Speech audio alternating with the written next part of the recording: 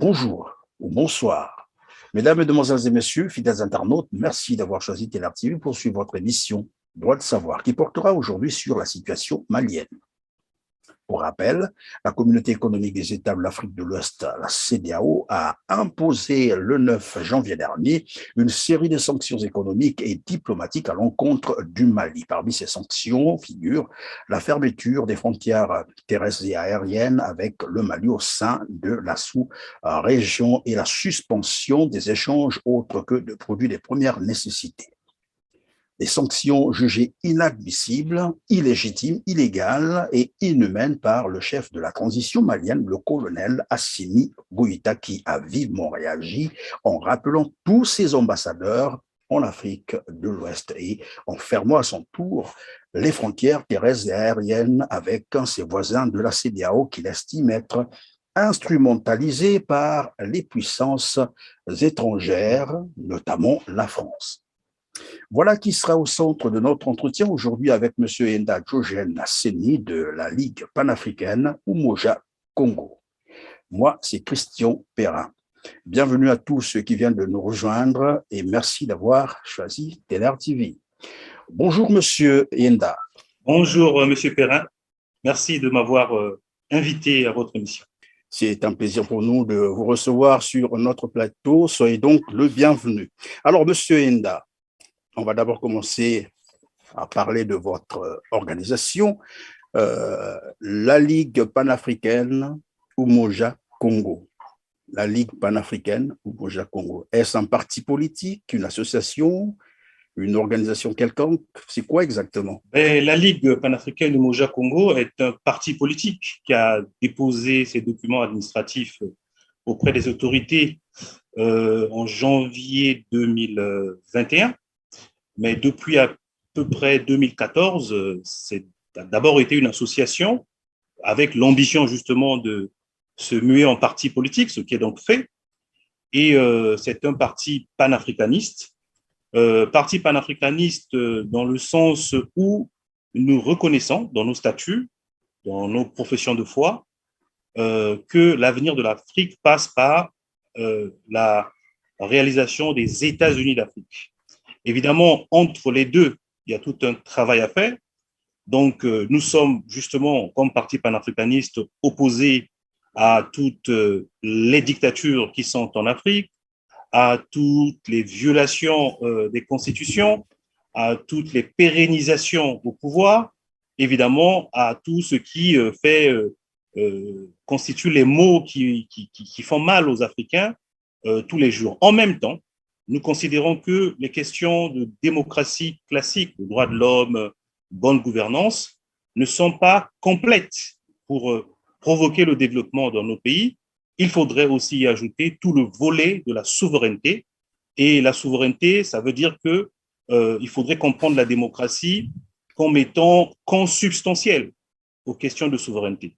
Si depuis début des années 90, la démocratie pluraliste que l'on nous a promis n'a pas créé le développement attendu, ce n'est pas parce que de Dakar à Dar es Salaam, tous les Africains sont congénitalement incapables. C'est bien parce que nous n'avons pas associé à la démocratie ce qu'on appelle la seconde indépendance. Tout le monde est d'accord que les indépendances des années 60 étaient des indépendances nominales, mais aujourd'hui, nous avons une sorte de vie démocratique qui fait fi de ça. Et je pense que la situation du Mali est un parfait exemple du fait que une démocratie qui n'a pas de contenu en matière de souveraineté, c'est-à-dire lorsque les populations, les peuples ne peuvent pas statuer sur les questions essentielles de leur matière première, de leur monnaie, de leur armée, donc système de défense, de leur diplomatie, ce ne sont pas des démocraties, ce sont des colonies déguisées du monde moderne. Alors, je semble comprendre, est-ce que j'ai bien compris, en fait, vous parlez d'un parti politique, comme quoi il figure sur la liste des partis reconnus par l'État congolais, c'est cela? En tout cas, nous avons déposé les dossiers depuis janvier 2021. Il y a tout un processus qui se fait. Le processus administratif consiste à dire que vous avez un temps pour vous implanter, donc faire des activités politiques pour s'implanter. Donc, nous fonctionnons, puisque nous avons été voir les autorités pour déposer nos dossiers. Nous ne sommes pas concernés par la liste qui a été publiée en 2020 des partis politiques avant la fameuse rencontre de Madingu, puisque nous avons déposé le dossier à partir de janvier 2021. Donc, nous avons un numéro reconnu, mais nous sommes dans un processus. Mais le processus vous autorise ou vous oblige presque à faire votre implantation pour valider tout ceci à la fin. Il faut bien faire les activités politiques pour faire l'implantation. Donc, nous sommes un parti qui travaille sur le terrain, qui fait son implantation. Pour vous situer dans le chiquier, nous n'avons pas attendu que ce processus soit terminé. Nous avons, dès janvier 2021, pris position. Nous faisons partie de ce qu'on appelle les signataires de l'appel du 29 janvier, qui réclamait en tout cas le boycott de l'élection présidentielle. Nous faisons partie des signataires qui ont demandé le meeting du 6 mars, le jour où on ouvrait la fameuse élection présidentielle, pour faire une sorte de contre-meeting à l'élection présidentielle, ce qui a été interdit. Vous vous rappelez bien qu'il y a eu des soubresauts assez importants, des arrestations, des acteurs de la société civile, y compris du docteur Alex Nzabana, qui était d'ailleurs avec nous dans le cadre de cette organisation. Donc, nous sommes bien situés dans l'échiquier, là où il faut. C'est aux autorités, finalement, de faire ce qu'il faut, qu'ils nous reconnaissent comme parti politique de façon totale, ou non, mais nous y sommes déjà. En tout cas, merci. Alors, nous allons aborder donc notre sujet central, la situation au Mali. Mais bien avant, je vous propose de suivre cet extrait d'un film que je propose d'ailleurs à nos téléspectateurs de découvrir, et on reviendra sur le plateau pour commenter d'abord cet extrait et on va continuer avec la situation malienne. Suivez. Messieurs, le Moyen-Orient est un foutoir, on le sait bien, parce que c'est de notre fait. 6 des 10 pays ayant la plus forte croissance économique sont des pays subsahariens en Afrique. Ce sont des pays riches en ressources minérales. Coltan pour nos ordinateurs, cobalt pour nos batteries, du phosphate pour notre agriculture, minerais nucléaires pour notre énergie. C'est pour ces richesses que nous nous battrons dans les 20, les 30 prochaines années. Un immense gisement de cobalt a été découvert au Mali, il y a tout juste 2 ans. À l'époque, nous avons approché le gouvernement malien pour les droits miniers. Ils nous ont dit que ces droits avaient été accordés aux Chinois. Nous avons alors entrepris de créer les conditions pour nous assurer que ça n'arriverait pas. Et la semaine dernière, une de nos filiales australiennes, merci Lachlan, a obtenu ses droits. Notre projet pilote au Mali a essuyé quelques revers. Mais je suis fier de vous annoncer qu'il a fonctionné. Et si ça a pu marcher là-bas, il n'y a aucune raison que cela ne fonctionne pas dans d'autres pays riches en minerais du continent africain. Nous créons le chaos pour pouvoir ensuite capitaliser sur ce chaos. Nous avons ici une vision à long terme, messieurs, avec des profits colossaux. Des profits qui, en comparaison, font passer l'Irak et l'Afghanistan pour des projets insignifiants. Bien, voilà, Monsieur Enda, vous venez de suivre avec nous cet extrait de film. Quelle impression vous donne ce film qui a été tourné bien longtemps avant la situation actuelle au Mali? Alors, ça fait penser à 2 choses. Le monde est, en tout cas au niveau des relations internationales, vit sous l'horloge des événements qui ont frappé exclusivement l'Europe, ce qu'on appelle la Deuxième Guerre mondiale, ou la confrontation de 2 géopolitiques. La géopolitique, entre guillemets, de la mer, c'est-à-dire que de l'Angleterre, pays insulaire, la géopolitique continentale de l'Allemagne, plutôt pays continental, qui aboutit à 2 grandes confrontations, 14-18, et enfin 39-44-45 si vous voulez, et qui a créé un système de 2 forces en présence, ce qu'on appelle la guerre froide. Depuis l'URSS disparu, l'Occident, donc le bloc de l'Ouest, est resté, entre guillemets, maître du jeu, et la Chine est en train de monter pour contrebalancer tout ça. Mais rien n'est encore fini, puisque la Chine n'a pas encore totalement les moyens de faire l'URSS d'hier. Et donc, Ce film montre les méthodes qui ont été utilisées et qui sont toujours en cours pour garder ce qu'on appelle les sphères d'influence, d'une part. Et d'autre part, ça m'évoque aussi la situation du Mali, qui n'est pas spécifique au Mali, qui est plutôt une situation qui vient des années 80. Il faut savoir qu'en 80, il y a eu ce qu'on appelle la crise de l'endettement mondial. C'est le Mexique qui décide de ne plus payer ses créanciers parce que ne pouvait plus simplement payer ses dettes internationales, les dettes extérieures. Et ça a créé ce qu'on appelle la crise internationale. Cette crise internationale s'est traduite concrètement pour nous autres Africains par l'arrivée massive de ce qu'on appelle les institutions financières internationales, le FMI et la Banque mondiale.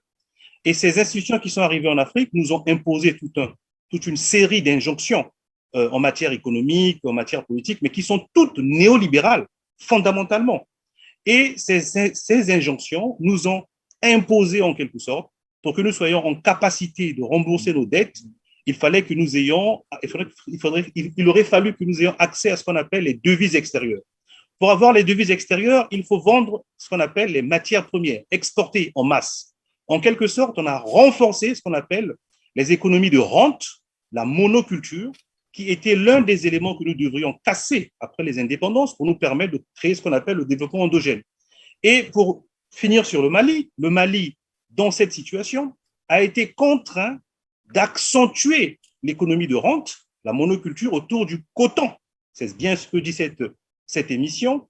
Et donc, renforcer en quelque sorte le néocolonialisme. Parce que quand vous êtes dépendant en cela du pétrole, du coton, du café, en quelque sorte, le FMI a réussi à nous mettre tous au pas, à créer une sorte de centre d'encadrement néolibéral à ciel ouvert, sans résistance, ce que les sociétés concessionnaires pendant la colonisation obtenaient à la suite des travaux forcés, c'est-à-dire que de la résistance des Africains à une opposition de la chicotte, en quelque sorte, le FMI les a obtenus avec ce qu'on appelle les lettres d'intention, simplement.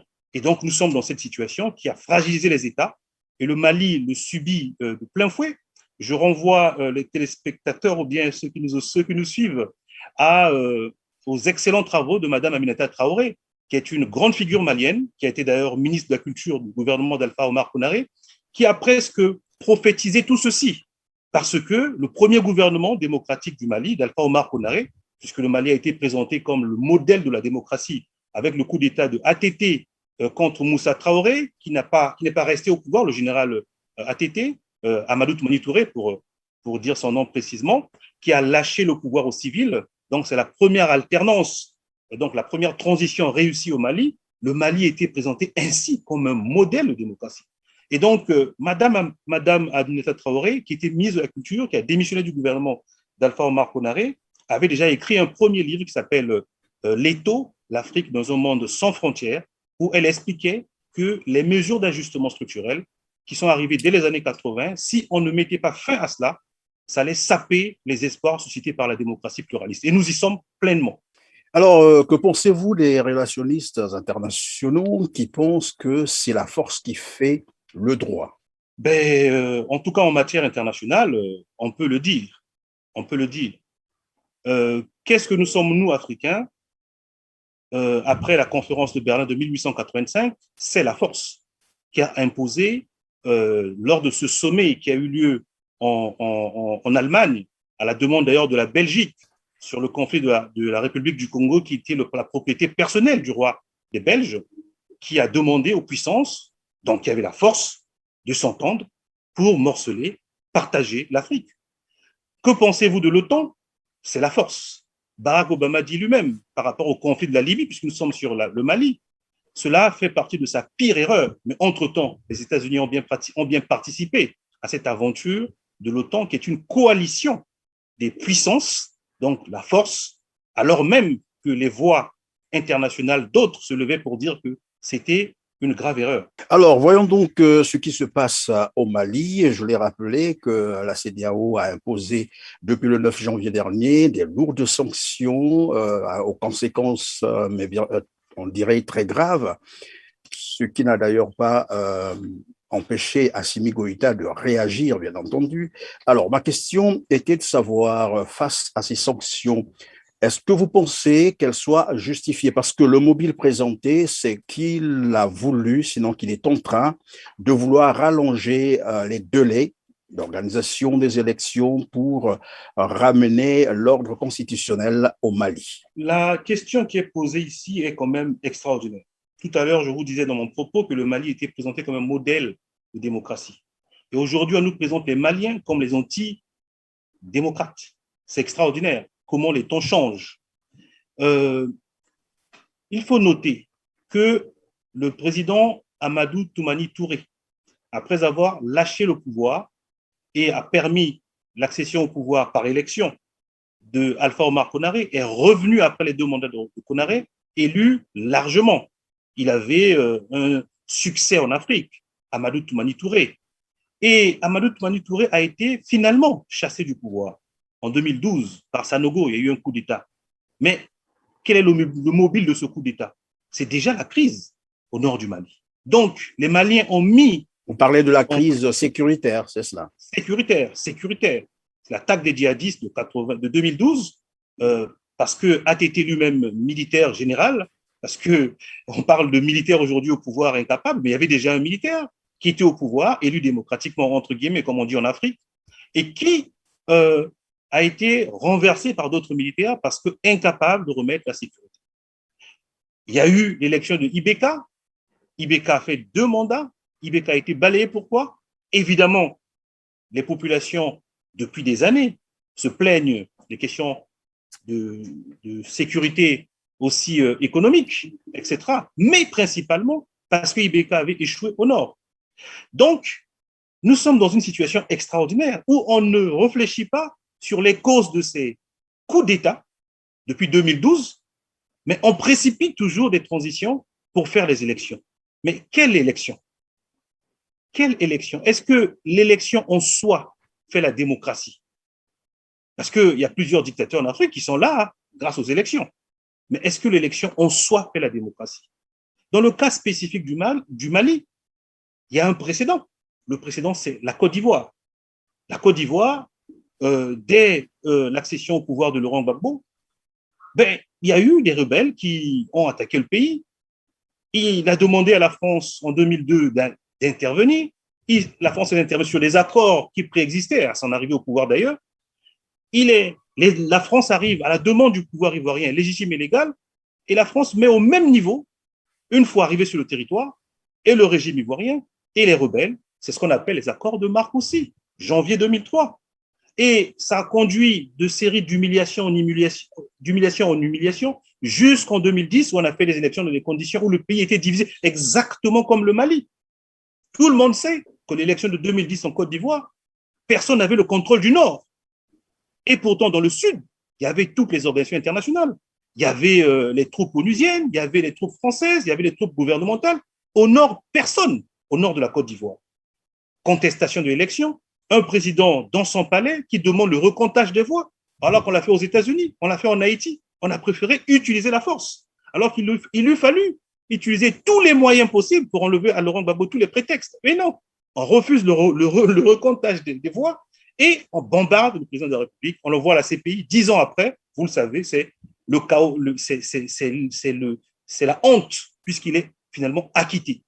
Nous sommes dans un cas de figure similaire. Le pays est divisé. Le Mali est divisé. Depuis 2012, tous les pouvoirs tombent parce que la question sécuritaire n'est pas résolue. Mais faisons-en finalement le problème principal. Pourquoi pas créer une sorte de consensus national pour dire que nous allons d'abord régler ce problème et ensuite nous allons faire les élections. Ou alors faisons les élections dans un contexte où nous avons la maîtrise sécuritaire. Enfin, il y a d'autres façons de faire que de sommer comme ça le régime, en tout cas la junte au pouvoir au Mali, d'organiser rapidement les élections et en plus les sanctions qui sont aujourd'hui énoncées vis-à-vis du Mali. Mais c'est ce que le président français disait. Comment vous les interprétez? Quelle interprétation donnez-vous à ces sanctions? Ces sanctions sont claires. Le président français les avait déjà énoncées. On a entendu le président Emmanuel Macron le dire à plusieurs reprises. Il a même, il n'y a pas très longtemps, reçu le président nigérien, Bazoum, qui a dit publiquement que dans la charte de la CEDEAO, il n'est pas prévu, par exemple, l'isolement d'un pays. Il n'est pas prévu cela. dans la charte de la CEDEAO. Le président Bazoum l'a dit il n'y a pas très longtemps. C'est comme un membre éminent de la CEDEAO. Vous pouvez retrouver l'élément. Donc, le président français a presque récité, a presque fait la dictée de ces sanctions à la CEDEAO. La première fois où la CEDEAO est arrivée, au mois d'août, après le premier coup d'État du 18 août 2020, la CEDEAO n'avait pas cette position. Mais d'où vient que la fièvre monte à Paris et l'on exécute à la CEDEAO? C'est un peu comme ce que disait Walter Rodney. Quand la musique se joue à Londres ou à Paris, on danse à Brazzaville ou à Yaoundé. C'est ça le problème. Et comment interpréter finalement cette ingérence de la France dans les affaires, j'allais dire, intérieures du Mali? Il y a un élément que l'on n'analyse pas assez dans cette crise malienne. D'ailleurs, les autorités maliennes l'ont su très tôt, mais n'ont pas eu le courage de le dire. Depuis un moment, le président Assimi Goïta et son premier ministre, Choguel Maïga, le disent de plus en plus clairement. Et d'ailleurs, les responsables du MNLA, certains mouvements nationaux de libération de l'Azawad, le disent de plus en plus également. Il y a eu un deal qui s'est passé lorsqu'on conspirait contre le colonel Kadhafi entre les autorités françaises et les ressortissants du Mali, du Nord Mali, donc les Touaregs, mais qui étaient intégrés dans l'armée libyenne. Il faut savoir que dans le pourtour libyen, le colonel Kadhafi avait l'habitude d'intégrer les populations aux alentours dans son armée, dans ses institutions, dans ses structures. Une façon de les intégrer, un peu de profiter de la richesse libyenne. Donc, il y avait une bonne partie des Touaregs, donc d'origine malienne, qui étaient des militaires dans l'armée libyenne. Les Français ont conspiré avec ces ressortissants maliens, libyens, à ce moment-là, de dire, vous devriez trahir le régime l'armée du colonel Kadhafi, en tout cas saboter de l'intérieur. Nous vous rassurons que après cela, nous vous soutiendrons pour la construction de votre État. Je dis ça pourquoi? Il faut bien s'en rappeler. Avant que la France n'intervienne au Mali en 2013, en 2012, quand les djihadistes, en fait les Touaregs, qui recueillent l'immense arsenal militaire libyen qui aurait dû être dans les mains des forces de l'OTAN, mais qui se retrouve curieusement entre les mains des anciens partisans ou encore activistes ou militants, si vous voulez, de l'État azawad, rêvé de tout temps, c'est eux qui recueillent cet arsenal immense militaire de la Libye. Et quand ils déclenchent leurs attaques, en France, avant même qu'on intervienne, en 2013, vous avez Elisabeth Guigou en 2012, vous avez Alain Juppé en 2012, je vous parle là de deux figures importantes et de la droite et de la gauche française, qui déclarent que la solution au Mali, c'est la partition. C'est la partition. C'est comme curieux.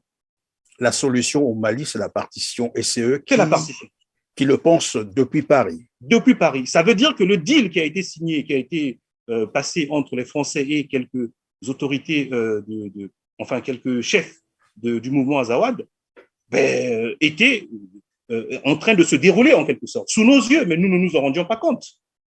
Et donc, nous sommes quand même dans une situation extraordinaire où ceux qui ont créé le chaos en Libye, qui ont signé des deals avec des forces djihadistes qui ont attaqué le Mali, sont donc en train de faire du chantage sur le Mali pour que le Mali fasse d'abord accepte le jeu de la partition d'une part, et d'autre part, aujourd'hui c'est plutôt l'affaire russe, pour être clair, d'autre part, aujourd'hui, prétextant du fait que les Russes arriveront ou sont arrivés au Mali, il faut très vite faire les élections, comme si les élections en soi allaient écarter la possibilité d'avoir des partenaires russes. Je ne comprends pas.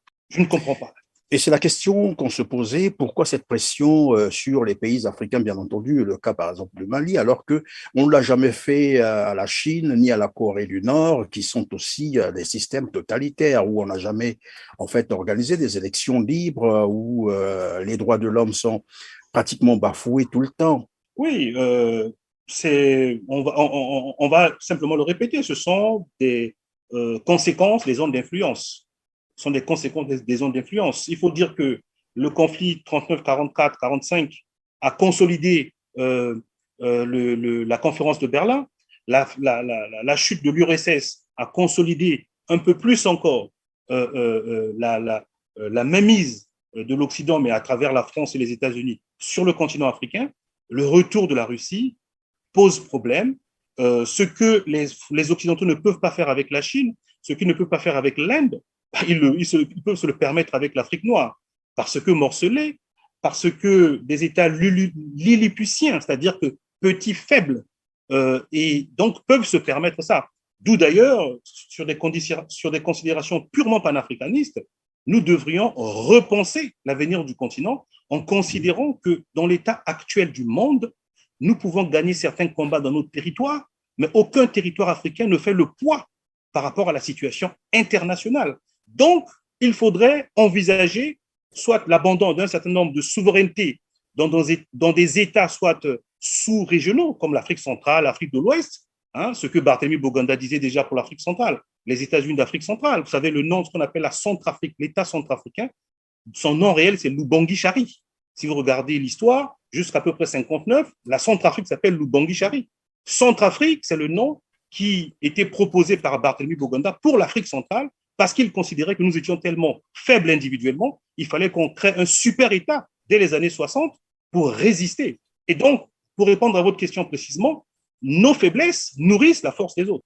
Est-ce qu'on peut également penser que c'est un combat entre les puissants, mais qui a été transposé en Afrique et que les Africains sont en train de payer le prix? Absolument, nous sommes en train de vivre un combat entre puissants. Il faut vous rappeler que en 1959, c'est ce qu'on appelle la conférence de Bandung.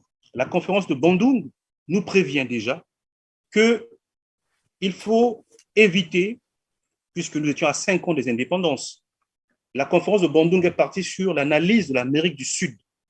On oublie souvent que nous, avant de prendre nos indépendances, un siècle avant, c'est-à-dire que vers 1810, 1804, déjà avec Haïti, 1810, la plupart des pays de l'Amérique du Sud ont acquis leur indépendance, colonisés par le Portugal et l'Espagne. Et entre 1810 et 1955, plus d'un siècle et demi après, les pays de l'Amérique du Sud étaient dans le néocolonialisme face aux États-Unis, face aux anciennes puissances coloniales comme l'Espagne et le Portugal. Tirant les conséquences de cela, Bandung nous prévient pour dire qu'il faut créer, l'Afrique doit être dans, l'Afrique et une partie de l'Asie d'ailleurs, on doit être dans un mouvement des non-alignés, c'est-à-dire que les conséquences de l'affrontement entre les deux grandes puissances de l'époque, d'alors, c'est-à-dire l'URSS et en tout cas l'Est et l'Ouest, ne devaient pas nous faire perdre de vue que nous devrions d'abord conquérir notre indépendance, d'où le mouvement des non-alignés. Donc nous assistons à un phénomène géopolitique qui a à peu près 50 ans, mais qui continue, parce que nous n'avons pas tiré les bonnes leçons. Nous devrions créer soit des États forts, mais à partir d'un rassemblement d'États. Ça ne fait pas disparaître le Congo, ça ne fait pas disparaître le Mali. Simplement, nous pouvons donner à une certaine institution qui coiffe les États, supranationales, la question militaire, la question de la défense, la question même de la monnaie, la question de la diplomatie, et ça nous permettra d'opposer quand même une certaine résistance pour que les contre-coups des combats entre les puissances ne puissent pas avoir des conséquences négatives sur nous.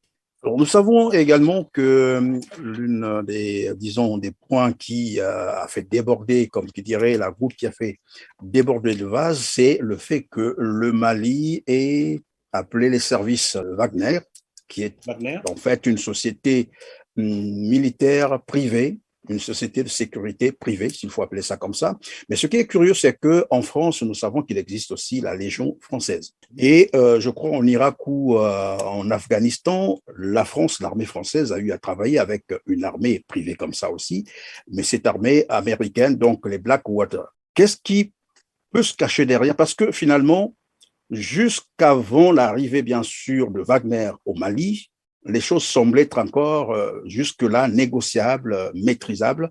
Mais dès lors que les Russes sont arrivés au Mali, alors là, c'est comme si ça venait envenimer la situation. Qu'est-ce qui peut se cacher derrière? Et c'est quoi l'explication qu'on peut donner à cela? Parce qu'on a entendu les propos de la ministre de la Défense, Parly, qui avait d'abord stigmatisé l'arrivée des Russes au Mali.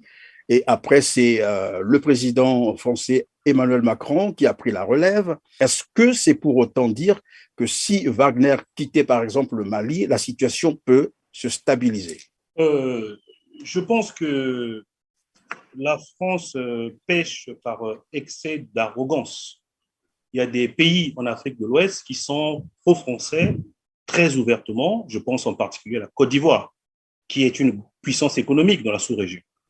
On sait comment Ouattara est arrivé au pouvoir, on sait ce que Ouattara donne à la France les yeux fermés, sans même se poser de questions. Et donc, la France a des partenaires très forts en Afrique de l'Ouest. Il suffit de regarder le Sénégal aussi, d'ailleurs, hein, comment l'opinion sénégalaise aujourd'hui est assez dressée contre Macky Sall, qui suit de façon assez régulière les positions de la Côte d'Ivoire. Donc, je pense qu'il y a un excès d'arrogance de la part de la France, mais il y a aussi, vous savez, quand un lion est blessé, il peut réagir de façon brutale. La France doit se rendre à l'évidence. Aujourd'hui, les puissances sont en train d'évoluer. Les puissances moyennes, comme la Turquie, et les puissances très fortes, comme la Chine, ce qu'on appelle les BRICS en général, sont en train de monter. Brésil, Russie, Inde, Chine, South Afrique, Afrique du Sud. Et donc, il y a un rééquilibrage qui se fait. Et les zones d'influence d'hier, où la Russie ne venait plus, parce que la Russie était déjà au Mali à l'époque de Modibo Keïta, est repartie, mais les zones d'influence d'hier où la Russie ne venait plus, les Russes reviennent. Et donc, ça pose des problèmes, parce que c'est comme si on venait violer des zones réservées. Hein, et donc, la France réagit de façon assez brutale par rapport à ça. Donc, je crois que c'est parce que les jeunes générations, quand on parle de Wagner avec cette histoire de mercenaires ou encore de troupes non conventionnelles, mais les jeunes générations ne connaissent pas Bob Denard. C'était un Français. Bob Denard. Bob Denard, c'était un Français. Est-ce on sait ce qu'il a fait dans les Comores, en Centrafrique, sous Bokassa, un peu partout en Afrique francophone, des coups d'État à répétition, ou même le sauvetage de certaines dictatures liées à la France. C'était des milices aussi. Donc, les Maliens sont quand même assez adultes pour savoir, lorsqu'ils font appel à une force extérieure, que ce soit une milice ou non, lorsque cette force pose des exactions, c'est aux Maliens de dire que non, on ne vous a pas fait venir pour ça. On se comporte comme si les Africains, c'est comme avec la Chine, quand vous allez négocier avec les Chinois sont mauvais, etc., etc., etc. Mais laissez aux Africains d'apprécier la situation et de dire ce qu'il faut.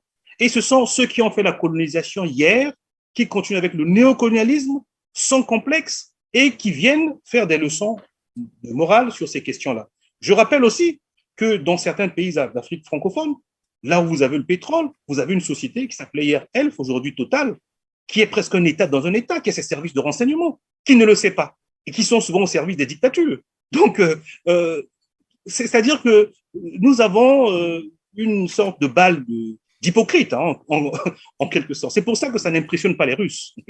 Les Russes ne sont pas impressionnés. Les Russes savent exactement comment fonctionne l'Occident avec ses hypocrisies. Les Occidentaux savent aussi les hypocrisies russes. Et donc, nous sommes dans un jeu où chacun doit absolument tirer son épingle du jeu pour ne pas se faire avoir. Alors, d'entre les jeux, je disais que l'avenir de l'Afrique est en train de se jouer au Mali, c'est-à-dire si le Mali échoue dans cette bataille, c'est sûr et certain que ça sera encore reparti pour les siècles d'esclavage de l'Afrique. Et s'il gagne, évidemment, les autres pays pourront peut-être suivre. Mais qu'est-ce qui fait que malgré tout ce que l'on sait aujourd'hui, et puis il y a des réseaux sociaux, ce n'est plus comme hier où l'information était réservée à certaines personnes, tout le monde sait ce qui se passe, tout le monde comprend ce qui se passe. Malheureusement, il n'y a pas des présidents qui réagissent ou qui condamnent ce qui se passe, notamment ce que, par exemple, la CEDEAO vient de faire, et tout le monde sait que c'est une instrumentalisation, et même au niveau de la société civile, c'est un peu timide. C'est comme si c'était une affaire des Maliens qui n'ont qu'à régler avec la CEDEAO, qui n'ont qu'à régler avec la France. Qu'est-ce qui peut justifier cette attitude des Africains? Bon, M. Perrin, moi je prendrai les choses de deux manières. D'abord, dans un premier temps, je note qu'il y a une victoire culturelle. Le Mali ne perdra pas. Même si les Français revenaient dans une certaine situation, ils ne se comporteront plus comme avant. Le Mali ne perdra pas. Et je pense qu'il faut avoir une attitude victorieuse dans cette affaire. C'est-à-dire que la victoire culturelle vient de quoi? Qui pouvait imaginer que l'Afrique de l'Ouest, qui était présentée comme une zone assez, on dit souvent nos frères de l'Afrique de l'Ouest, oui, oui. Voilà, stable, sont plutôt conciliants, ils discutent beaucoup avec la France, ils parlent beaucoup, contrairement à une partie de l'Afrique centrale qui a perdu ça. Par le passé, c'était assez bouillant. On sait comment le Congo a réagi dans les années 63. Bon, le Congo a perdu aussi cette qualité depuis. Mais ceci dit, qui pouvait imaginer qu'au Burkina Faso, dans les villages, on a pu mobiliser les populations pour bloquer les convois militaires français il y a encore quelques semaines de cela. Qui pouvait imaginer, alors que Ouattara a déclaré publiquement se drapant de son statut d'économiste pour dire que le franc CFA était une bonne monnaie, une monnaie stable. Il a dû manger son chapeau après, quand le président français a dû le rappeler, pour lui dire qu'il faut maintenant faire l'écho. Ça veut dire que le franc CFA n'était pas si stable et si bon que ça.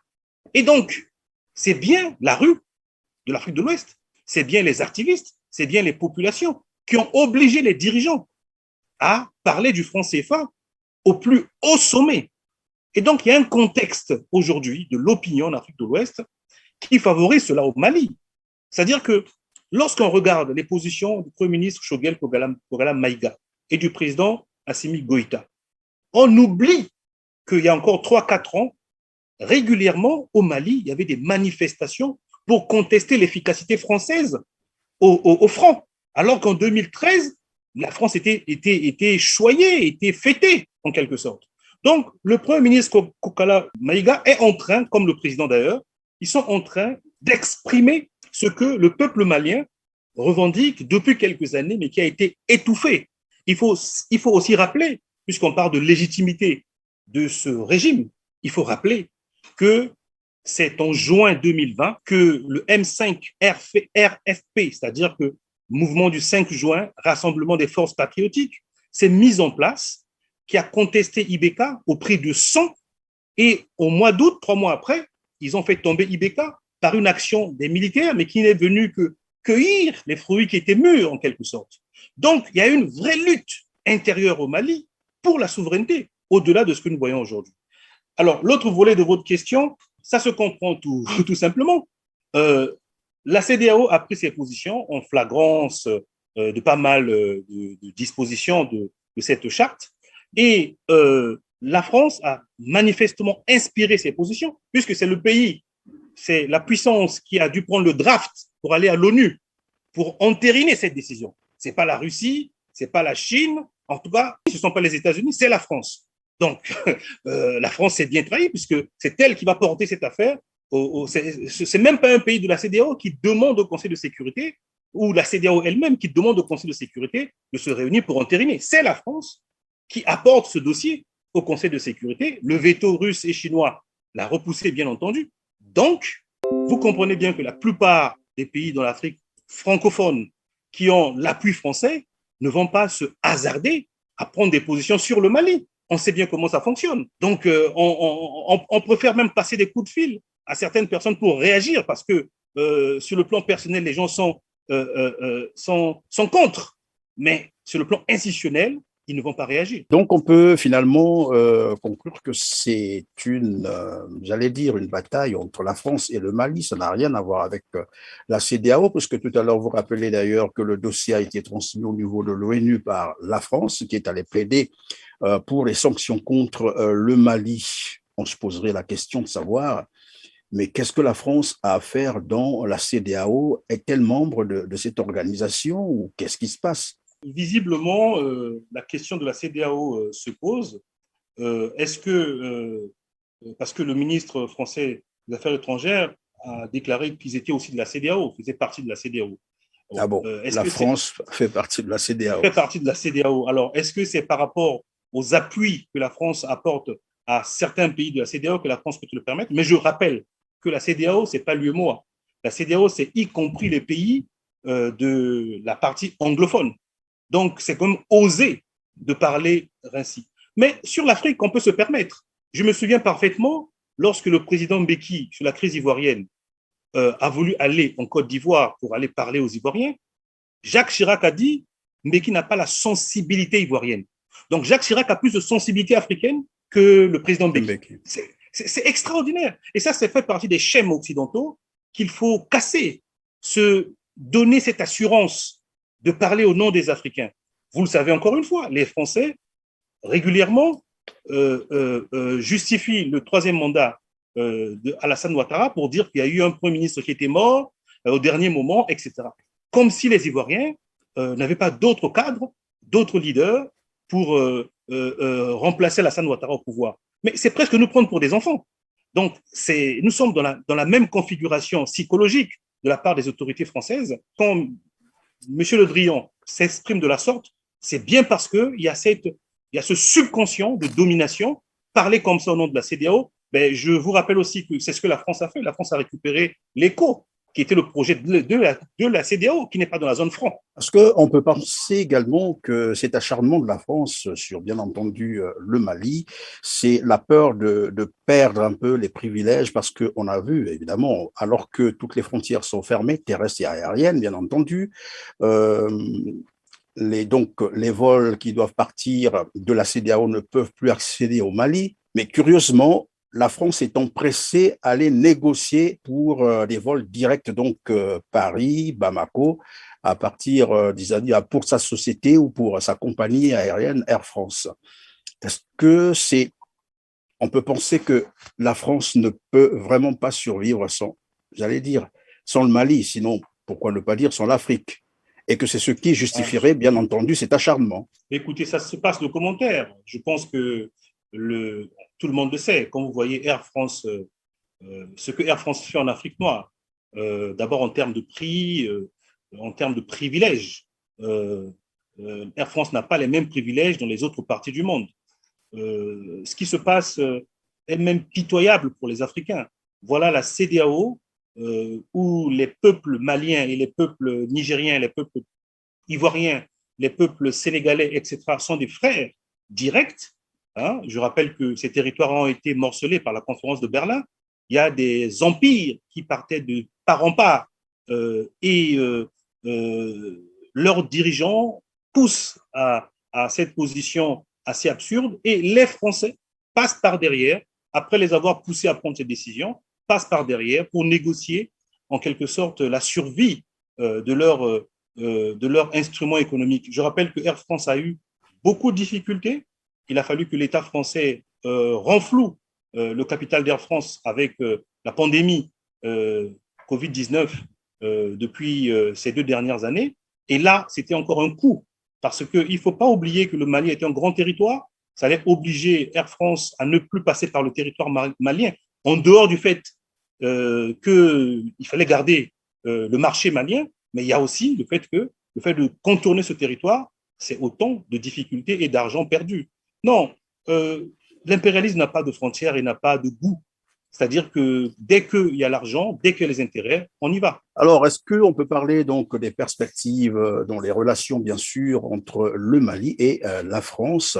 Lorsqu'on sait, et on a entendu dire cela du Premier ministre malien, que finalement, ce qu'ils ont opéré actuellement comme résultat avec l'arrivée, bien sûr, des Russes en quelques semaines, c'est 10 fois, disait-il, 10 fois plus que ce que l'armée française a pu obtenir pendant plus de 10 ans. C'est probablement une façon de dire que finalement, la France n'a pas été efficace sur le terrain, notamment la lutte contre le terrorisme. Mais ça, c'est encore une image. Est-ce qu'on peut encore imaginer la reprise des relations entre le Mali et la France, maintenant que le Mali se rend compte que la France a beaucoup trop abusé de lui? Ben, il y a une chose qui est sûre, je reprends le concept de la victoire culturelle. Il y a encore quelques mois, les autorités maliennes ne pouvaient pas se permettre de mettre en garde la flotte, l'aviation française, de continuer à violer son espace aérien au risque, évidemment, d'être bombardé. Même si le mot n'a pas été lâché dans le communiqué, on sent bien qu'il y a des lignes qui ont été franchies, même dans la façon de s'exprimer sur le plan diplomatique.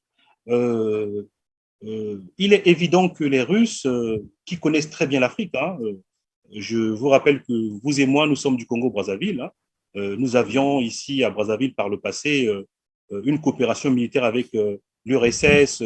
Ils connaissent bien l'Afrique, et pas que Brazzaville. Ils étaient aussi dans d'autres pays comme la Guinée, etc. Non, ce que je veux dire par là, c'est que les Russes ne vont pas reculer. Les Russes vont plutôt continuer à donner aux Maliens les moyens pour se débarrasser effectivement de la France. Et la France le sait très bien. Les Russes ne se font pas d'illusions. Ils l'ont fait sur le cas de Bachar al-Assad, vous vous rappelez, et les Russes vont continuer à le faire. Et c'est ce qui fait que les autorités maliennes sont relativement confiantes. Mais ce qui est certain, c'est que le président français a poussé le bouchon de l'arrogance trop loin. En annonçant qu'il va retirer les troupes, il s'est fait prendre dans son propre piège, en conditionnant la poursuite des affaires avec le Mali par l'organisation rapide d'une élection ou je pense que les Français ont péché par excès de confiance et excès d'arrogance. Mais ça confirme aussi l'idée que nous ne sommes plus sous la guerre froide, où il y avait des zones réservées. Nous sommes dans une zone, dans une période qui est ouverte. Ce que nous avons eu comme conséquence des relations internationales, ça change sur le terrain. Déjà, vous voyez même l'ONU, le cas de l'ONU, vous avez une poignée de pays qui ont le droit de veto. Le Conseil, enfin, si on est une institution internationale, un pays, une voix. C'est quoi le problème qu'il y ait certains pays qui aient des droits de veto, qui réussiraient au niveau du Conseil de sécurité? Or, ça, c'est la configuration de la sortie de la Deuxième Guerre mondiale, les deux puissances. Et on est resté là-dedans et la France use de ces possibilités, alors que sur le terrain réel, on voit bien que les choses changent. Aujourd'hui, le Mali peut être soutenu par la Russie, par la Chine, par d'autres pays, sans avoir besoin de passer par quelconque organisation que ce soit. Et je pense que c'est vrai, la France est très embêtée parce qu'elle se sent extrêmement fragilisée. Mais je finis par dire ceci. Il faut savoir que l'affaire du Mali, évidemment, touche toute l'Afrique, mais dans l'immédiat, c'est d'abord l'Afrique de l'Ouest. Le Sénégal est en pleine ébullition. Il y a là-bas un leader qui s'appelle Sanko, qui parle comme aucun leader sénégalais n'a jamais parlé de la France depuis 30 ans. Il y a en Côte d'Ivoire le président Laurent Gbagbo. Donc, c'est très important. L'Afrique de l'Ouest est aujourd'hui, je vous assure, que nous passerons du Mali, il y aura un autre pays qui prendra le relais. Le Niger, c'est pareil. Quand vous voyez le leadership politique nigérien parler aujourd'hui de la France, ça n'a plus rien à voir avec la période du président précédent. Donc, il y a une victoire culturelle quand même qui s'installe. Le fait qu'on ait refoulé les questions de la souveraineté au détour des années 90 avec l'arrivée de la démocratie pluraliste sans souveraineté, ça revient en force. Nous sommes un peu dans ce que disait le président Allende dans la recherche de la seconde indépendance. La marche est partie. Jusqu'où pourront aller les relations entre la Russie et ces pays africains qui sont déjà démarqués? Nous citons là le Mali et la Centrafrique, bien entendu. Certaines, disons, indiscrétions disent que la Russie peut vous aider militairement, c'est vrai, mais économiquement, la Russie serait très faible et ne pourra peut-être pas soutenir un pays économiquement. En tout cas, en tout cas, en matière de relations internationales, on ne met jamais tous ses œufs dans le même panier. On peut avoir une coopération militaire avec la Russie, plutôt une coopération économique avec la Chine, une coopération plutôt technologique avec l'Inde, avec le Brésil d'autre part, etc., etc. Il faut sortir de ce précaré, de cet esprit de précaré où nous avions un seul partenaire avec qui on fait tout. Non, l'avenir du Mali, l'avenir des pays africains, ce n'est ni avec la Russie, ni avec la Chine, ni avec qui que ce soit. C'est dans notre liberté à utiliser toutes les possibilités qui s'offrent à nous sur le plan international, parce que nous avons aussi des choses positives de notre côté. Nous avons des matières premières, nous avons une jeunesse, nous avons des forêts, nous avons des mers, nous avons ce qu'il faut pour échanger de façon équitable. En fait, le gain le plus fort ici à gagner, c'est la liberté d'échanger ou d'arrêter d'échanger avec qui l'on souhaite le faire. Alors, vous êtes donc parmi les rares, évidemment, soutiens en fait, vous-même vous êtes exprimé, hein, je parle là de la Ligue panafricaine, Umoja Congo, qui a organisé d'ailleurs un meeting en salle pour soutenir le peuple malien. Est-ce qu'on peut revenir en quelques minutes, en quelques secondes, sur ce que vous vous êtes dit, sur quoi avez-vous échangé pour évidemment soutenir le peuple malien? De quoi avez-vous parlé exactement? D'abord, il faut considérer que ce qui arrive au Mali n'est pas propre au Mali. Pour l'impérialisme, le Mali est interchangeable avec la Libye, avec la Zambie, avec le Sénégal, avec le Congo, etc., etc. Nous devons avoir cette conscience aiguë que nous sommes interchangeables pour l'impérialisme. Deuxièmement, le Congo. Le Congo a une tradition panafricaine extrêmement importante, pour ne pas repartir depuis André Grenard-Machoua, avec son amicale qui était destiné à défendre le droit de tous les Noirs. C'est ça l'amicale de Machoua. avant de le contextualiser dans la résistance ou à l'opposition à la colonisation au Congo-Brazzaville. En tout cas, l'amicale avait cette ambition panafricaine déjà, qui peut rejoindre les ambitions de Marcus Garvey. Vous avez aussi au Congo, en tout cas en Afrique centrale, des figures très importantes qui ont voulu que nous puissions nous défendre collectivement. Je pense, tout à l'heure, j'ai parlé de Barthélemy Boganda, qui était un grand leader haïtien, qui était à Brazzaville, qui voulait les États-Unis d'Afrique centrale. Il appelait ça même les États-Unis d'Afrique latine. Bon, je me pose un peu à ça, mais l'idée était là, nous rassembler pour être plus forts. Nous avons dans ce pays, précisément le Congo, des événements qui se sont passés où le Congo a pris des positions assez fortes. Nous avons soutenu les luttes anti-apartheid. Nous étions parmi les pays, alors que petits, entourés des pays plutôt pro-occidentaux, pro-ouest, nous avons pris cet engagement. Il y a eu beaucoup d'échecs avec la révolution congolaise, mais ça, c'est au moins positif. Nous avons soutenu les mouvements anti-apartheid, tous les pays de l'Afrique australe qui se battaient contre, parce que l'apartheid n'était pas qu'en Afrique du Sud. La plupart des pays alentours subissaient les mêmes problèmes. Nous avons soutenu l'UPC au Cameroun, l'UPC qui a combattu cette même France, des leaders comme Oumniobé, comme Ossende Afana. Donc, le Congo a une vraie tradition de solidarité avec les Africains. Et nous, Ligue panafricaine de Moja, nous nous sommes réunis, nous avons dit qu'il n'était pas normal que ce qui se passe dans le continent, au Mali, que le Congo ne s'exprime pas. Nous sommes justement un parti politique qui est dans l'opposition qu'on peut appeler radicale. Mais nous avons voulu nous exprimer au nom du Congo, parce que personne ne peut nous interdire de parler au nom du Congo. Tout le monde peut parler au nom du Congo.